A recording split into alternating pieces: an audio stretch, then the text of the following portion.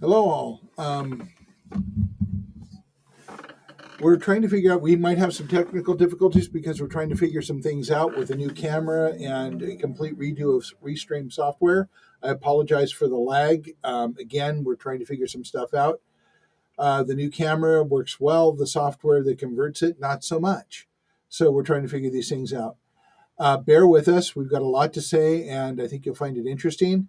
I'd like to introduce you to the board. We're trying to work out that because Restream has completely redone its format. And we are getting people on board now. Hold on just a second. I'm going to start bringing the board members on. I think. There we go. There we are. Hey, Matthew. And just a second. And Terry, I'd like to introduce everybody to the board members. And there are two more. I don't know if they're going to be able to make it on time or not. So we'll just kind of start this. We have a lot of things to go over today. Huh? Tell Terry to mute. There's a terrible echo on. I'm gonna hang up. Okay. All right. So we're trying to figure out the technology that should be easy and obviously isn't.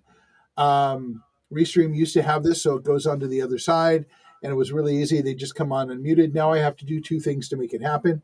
It's okay. That's not your problem. What we want to talk about is resilient communities. And it's time to finally introduce the board of directors to you because y'all are tired of seeing my face. So I'd like to introduce another face, Mr. Matthew Barrett, also known as the Solar King of Kitsap. And when folks come up to me and start talking about renewable energy, I say, let me get you connected to Matthew because he can actually answer those questions. And Terry Selman is our financial guru. And she's also co-heading the Food for All project, which we'll talk a little bit about shortly. Hopefully Deanne will pop in a moment. You'll get to meet her. And Marwan is our usual guy who can get here when he gets here, and he may or may not stop in. But what we're hoping to do tonight is do a presentation about who we are and some new things that we have been working on. And while Matthew and Terry are here, I'm going to try and see if I can actually share my screen and show you one of the new things we'll be talking about. Here we go. And let me get that up over here.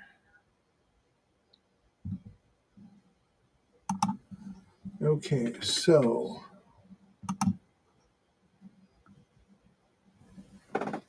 there we go. All right. So this is a brand new network that we are working on and have gotten live today. It is the Resilient Communities Movement network page. It is like a social media page like Facebook. You've got chat features, you've got message features. We're still exploring all of the other pieces. We'll be able to do live online workshops with through here or starting at this point. And all we need is you to show up and start putting your pieces in. As you can see, I'll leave the head page here. Hold on just a moment. Deanne is here, so let me bring her in. Yay. She made it. All right. So we've got most of the board here. So as I said, I was showing the head page of the New Resilient Communities Movement. And this has got all of our events on here, including next year's Stone Soup event. We have tonight's event on here. It is going up, and we'll talk more about this, but I wanted to give you a moment to see it. And to also see that we have chats set up for Power for All, for Food for All, Changing Perspectives, Water for All, Community for All, Shelter for All, and several other chats. We have a new feed that we're setting up for the Kitsap Resilience Project specifically. So I would like the board of directors to say a little hello and talk a little bit about themselves. And let me stop sharing the page so they can do so.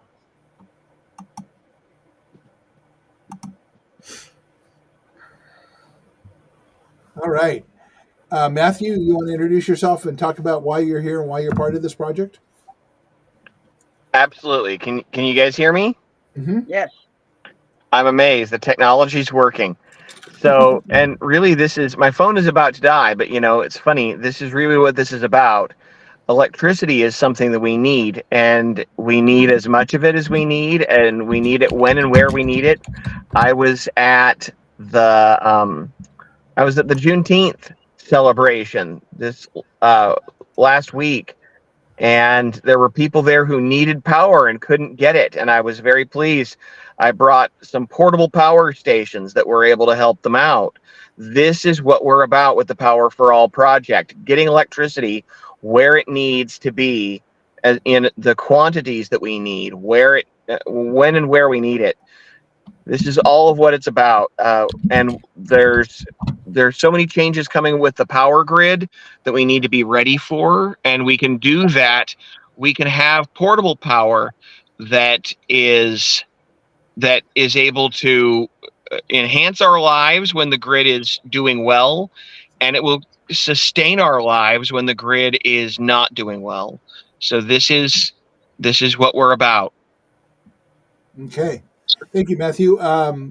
Terry, you want to talk a little bit about why you're here? And then you and Deanne can both talk about food. And then Deanne can talk about changing minds about being healthier in general, especially with our youth.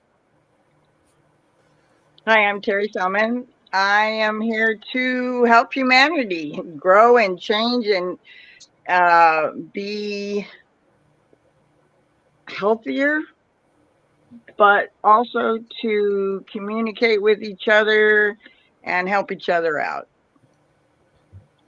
Okay. I'm also in charge of trying to figure out what's going on with water in Kitsap County. I'm currently working on that, and we want to see how we can improve water situations here in Kitsap County. All right. Awesome. Deanne? Well, hello. Nice to see you guys. It was an interesting journey. My phone would not allow me to do this. It just absolutely said no camera, no audio, no nothing. It was crazy. Anyways, I'm here. Okay. Yay. Why I am here and doing what I'm doing with you all is, well, number one, I care about our community. I care about our environment, but I have a passion for people, especially children and families. And one of the big needs that we have is food. There's a ton of food insecurity. And if there's a way to help educate our community to have a sustainable resource for food, teach them about eating healthy, how to access healthy foods, and even to seed save. For people who don't know what that is, it's just this great vast mystery, but it's an easy way for people to learn, to be able to continually provide food for their families.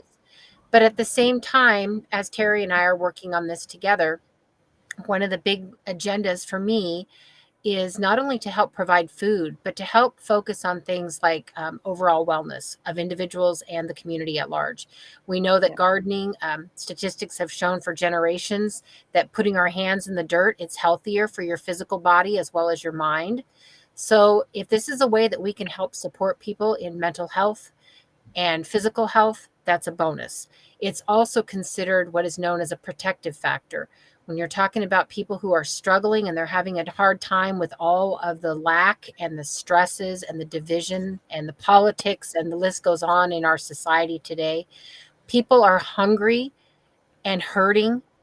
And when you put those things together and those needs are not met, then you end up with substance abuse. So if this is a way that we can help touch the lives of people to make good decisions, healthy decisions, and to share the knowledge and the resources with others, I think it can spread like wildfire. And I want to be part of that because I want to see a healthy, safe, drug-free community. Amen. And Marwan?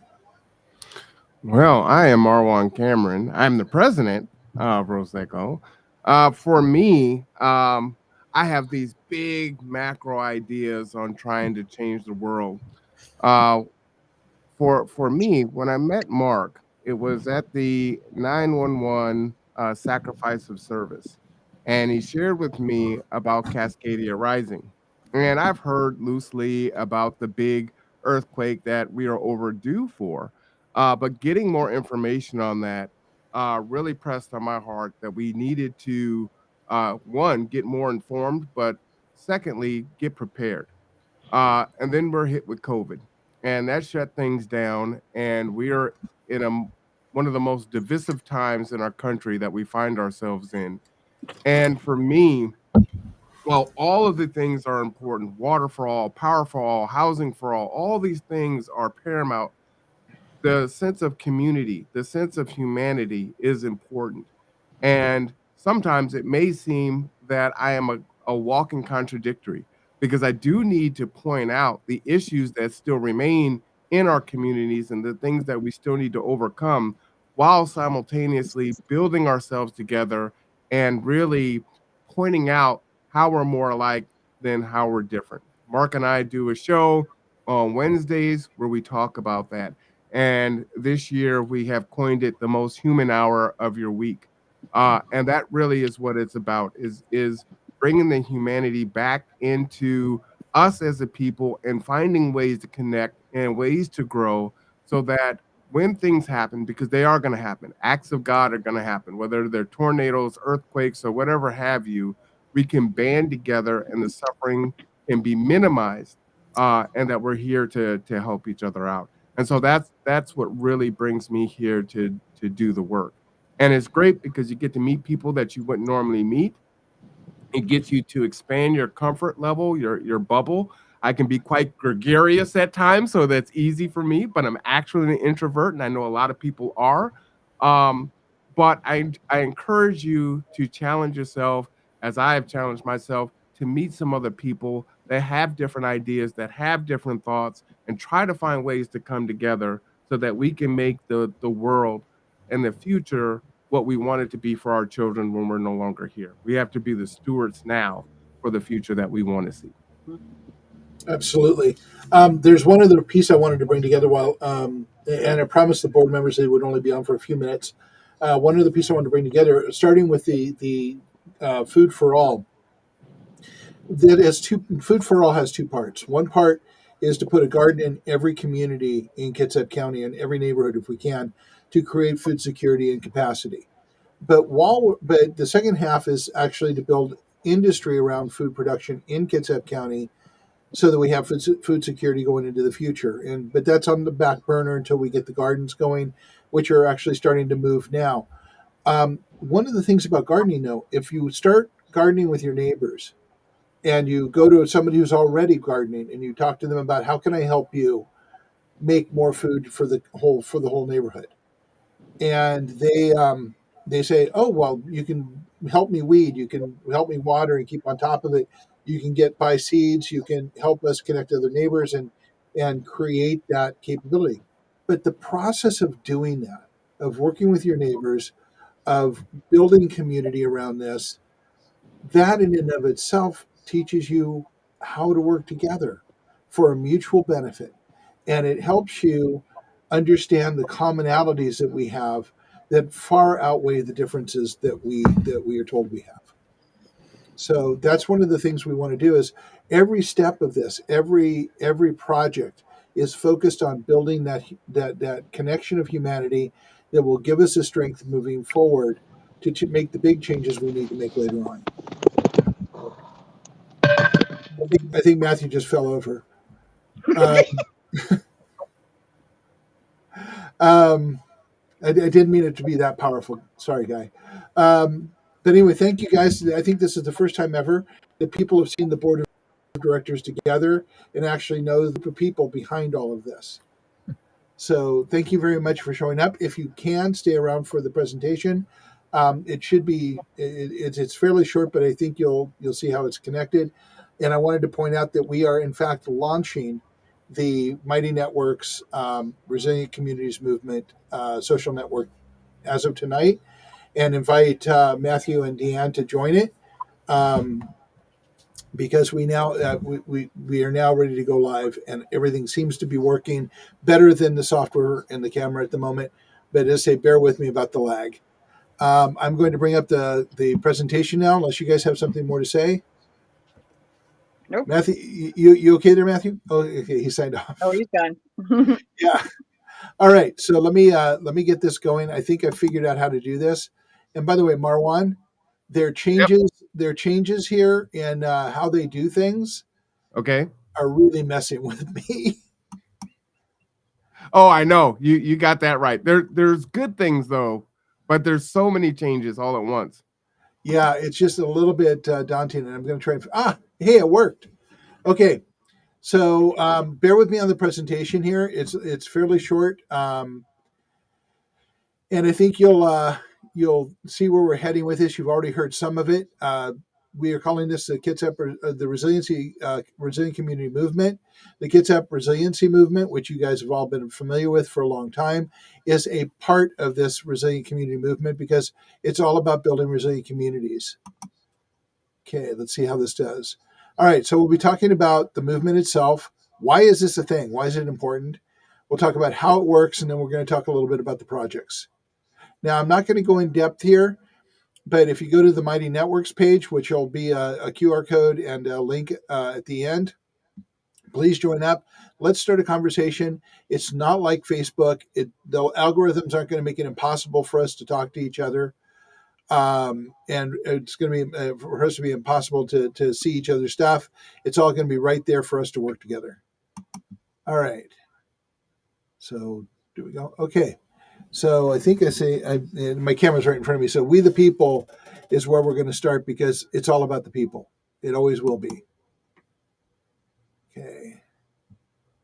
All right. So this is really about laying a foundation for a human future based on our humanity. And I'm going to have to figure this out because I can't see around it. Okay. So understanding resilience. Resilience is a process and outcome of success to adopt in challenging life experiences. So resilience is about overcoming bad things.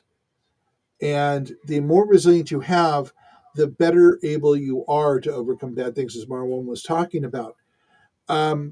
We have, for the last couple decades, talked about sustainability. And to sustain, to just keep going is not a goal. It's a baseline on which to build the goal. It is the foundation. So resilience is about being sustainable and then building on that to become able to overcome things when bad things happen. But in the process of actually building resilience, you thrive. You do much better. And in so many areas, and we'll talk a little bit more about a lot of them. But as you can see, building resilience is the best way for us to address many of the problems that face us now. Not all, but we will address that in a moment as well. Okay, so what we have to find is the commonality. That part which makes us all that part which makes us all human. We can talk about skin color, we can talk about gender, we can talk about social status, we can talk about religion, we can talk about politics, but all of that at some point or another creates divisiveness. Let's talk about our humanity. You can be whatever, I mean, as far as I'm concerned, you can be whatever religion you want to be. You can be whatever politics you want to be. But do you have food on the table? That's what I care about. Are you able to survive? Are you able to thrive? How are the things that keep your human soul together doing? And by soul I mean body and spirit, as opposed to the other things. But so the commonality. Let's talk about the things that are needed by everybody. Everybody needs food. Everybody needs water. So building resilience. Okay, why is this a thing? And again, no matter what you believe in, it's about humanity. Where is your community? Who has our backs? Who is assuring that our basic needs are met? And if somebody said, I know I have a community, I have this, I have that, does it work for you? Does it work for everybody? What do we have that meets our human needs? And this is what we're focused on, how we can come together and gain knowledge and strength and fix the brokenness in our culture. And we can only do this together. I can't come and say, I'm going to fix this for you, Deanne. I'm going to make sure your life is better and I can fix all the things that are problems in your life because I don't know what they are. But Terry, Marwan, and Matthew, and 100 other people might have pieces of the puzzle that will be the solutions that you need. Not saying that Deanne has any problems. She's probably better set up than the rest of us are. Okay, so why now? Okay, Marwan talked about Cascadia Rising. Um, there's science behind that. They have a map that goes back 10,000 years of this quake occurring that happens between the San Juan and the North American Plate, followed by the tsunami. The last time it happened was January 26, 1700 at 9 p.m. roughly. We found this out because of tsunamis that washed up in Japan. Um, it's really well documented. It happens every 250 to 500 years, and we're at 324. Might want to think about that a little bit, but that's just one thing. And the point that I'm trying to make here is that's a geologic thing. It happens, and that we happen to know a lot about this one. But we've got the Seattle fault as well. We have climate change, changing weathers. We are in the ring of fire. Any number of things can happen in large or small account, and we if we're not resilient, if we haven't prepared for it, if we haven't have a community that knows how to react together and work together, we will be worse off. Now, that's just one thing. As I say, climate change is changing a lot of things. Climate change is changing our ability to grow food. Our abuse of resources is changing our ability to grow food. And there's many studies, and I ask you to go look online and find legitimate studies that will tell you that we have lost 50% of the nutritional value of our food over the last 70 years. So the apple you eat today is 50% less nutritious than the apple you ate in the 1950s and 1960s. That's true of almost all of our food. And when you think about that, we need to change that. If we grow food locally, and we take care of the soil, we can change that and have healthier people. We might be able to address things like diabetes and obesity through this as well, because we won't be eating as much or be craving as much sugars, because we will be able to have healthier food at hand. And as Deanne said earlier, that also helps to reduce the mental stresses and like depression that comes with lack of nutrition. And Terry's working on water.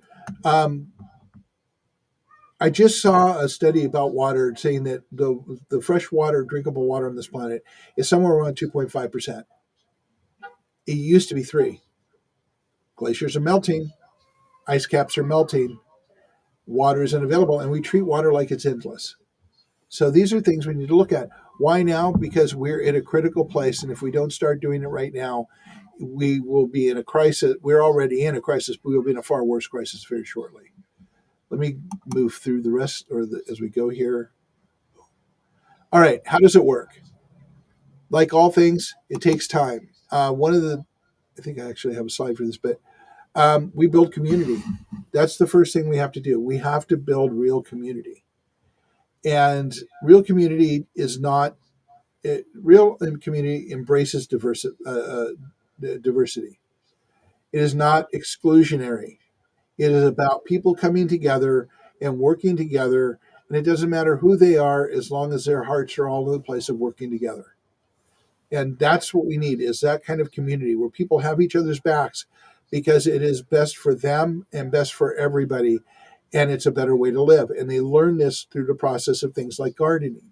That's our whole focus, getting people to let go of the divisiveness and the othering, and to help people embrace each other on a level of humanity. Okay, and the rest of these are fairly short, so we'll keep moving. Learning to human, and I know that's improper English, and I'm sorry for it, but there you are. We have to relearn how to be human. We really do.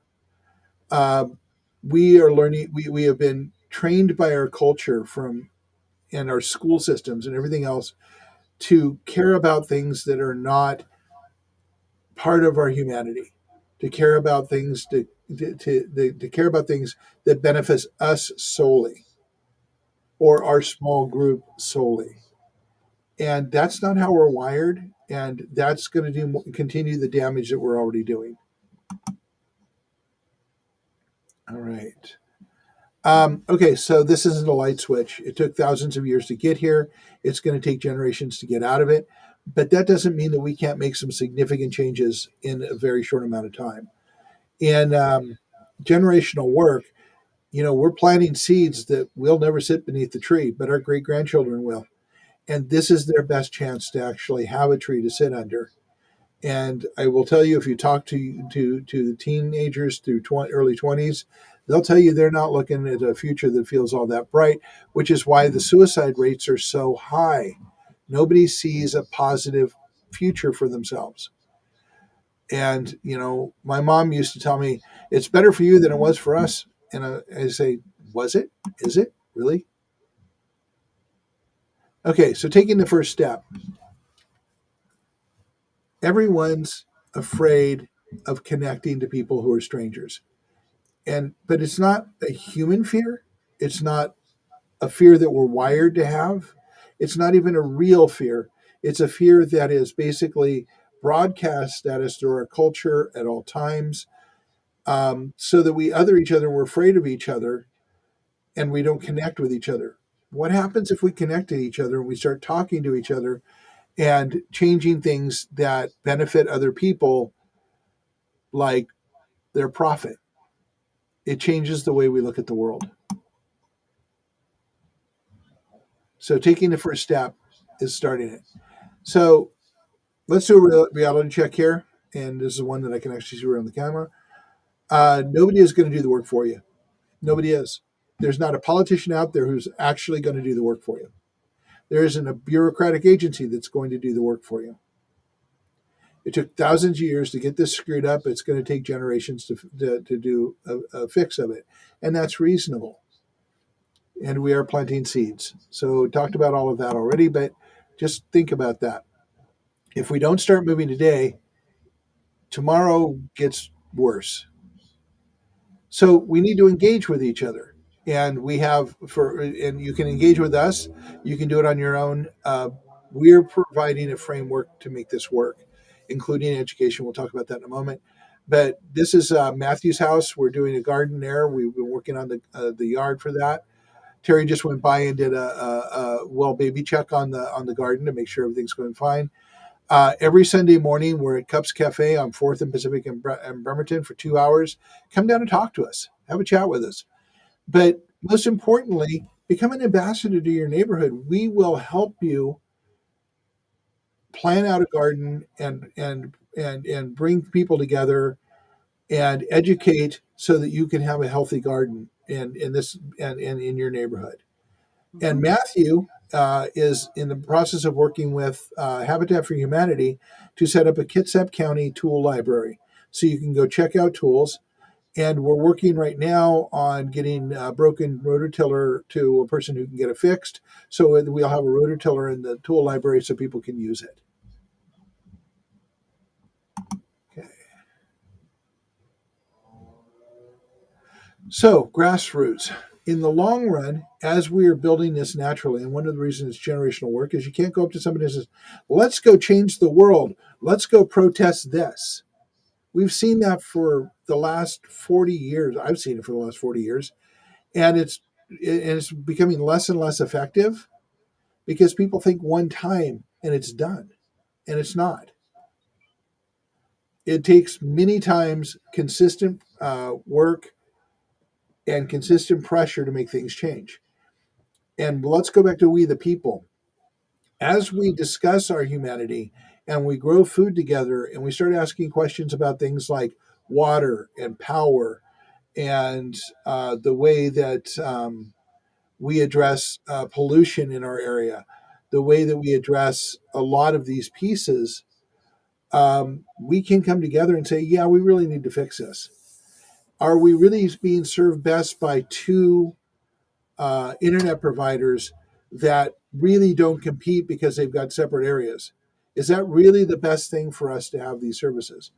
Is it really best to have water agencies that don't know what the water tables in an area that is basically all aquifer are doing? Is it best for us to hear economic development people and politicians talk about bringing in 500,000 more people, which, by the way, more than doubles the population in Kitsap County, when we don't know what the water tables are doing? These are things that we can do as a grassroots community together that will make a change, because politicians and the people who make change don't care about one person coming in. But when you have 100 or 1,000 people, change happens. Okay, and somewhere along here, it's going to change the. Here it goes.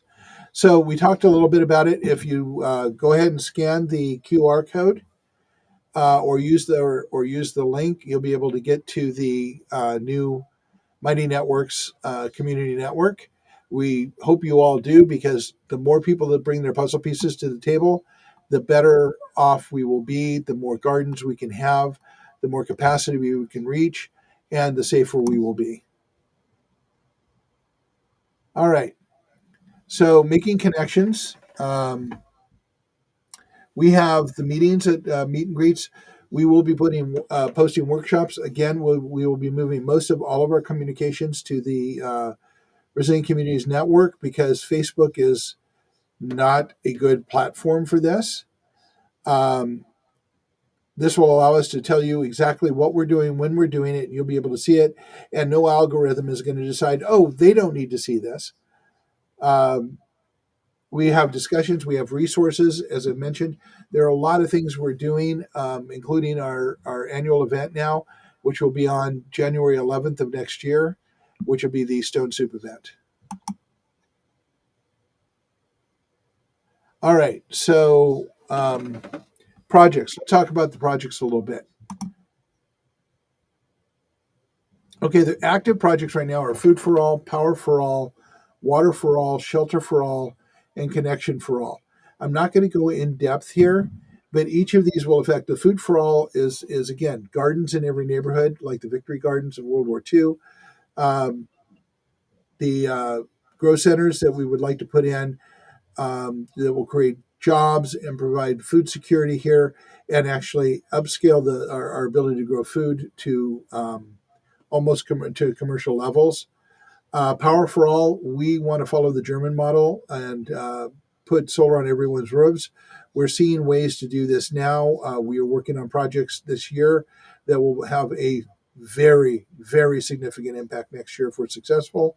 Water for All, Terry is tackling finding out who knows what about what water and get the basic information. And then we can start bringing people together to have conversations about how we can address water security in Kitsap County.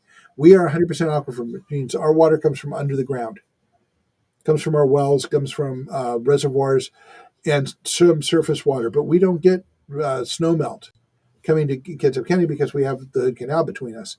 So what we have is what we got, and we need to know what that is. And then we need to figure out things like water recycling and how we can do it more efficiently as we move into the future. Shelter for All is a little farther out, but there are actually some recent breakthroughs that are pointing in a direction that we might be able to make some significant impacts. It'll probably be a couple, 3 years out, but we're hoping that we can actually find at least a partial solution for low income to affordable housing. And I mean real affordable housing, not McMansions or rents that are skyrocketing. Also, if you go to the Kitsap Resiliency Project or Movement page on Facebook, there are a couple great videos that I've uploaded in the last month that talk about why rents are so high and how the market pricing gets manipulated so that it gets as high as it is. Connection for All is about internet. It's about keeping communication going and about creating redundant systems so that if there is a natural disaster, we can still be connected. And those are the projects we're currently on the front burner. We are constantly looking for people to bring more projects to the table. And we have probably another half a dozen to a dozen projects that aren't close to this ready yet. And voila. this is the presentation. Thank you very much. I'm running about 5 minutes late. I apologize for that. But with the technical issues, I'm actually feeling kind of happy about it. We have 2 emails that we have just created, Food for All and Power for All. Those emails will send you to members of the board or people who are on the project team.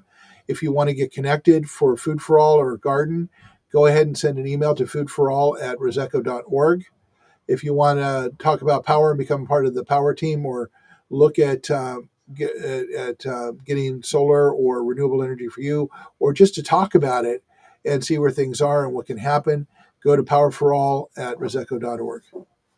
And our webpage, as always, is reseco.org. And you can always contact us at info@reseco.org. If you've tried in the past, I apologize for being slow in response. Unfortunately, info is where all of the people wanting to sell us stuff go, and so I don't look at it as much as I can. But I promise you, I will be checking it at least twice a week.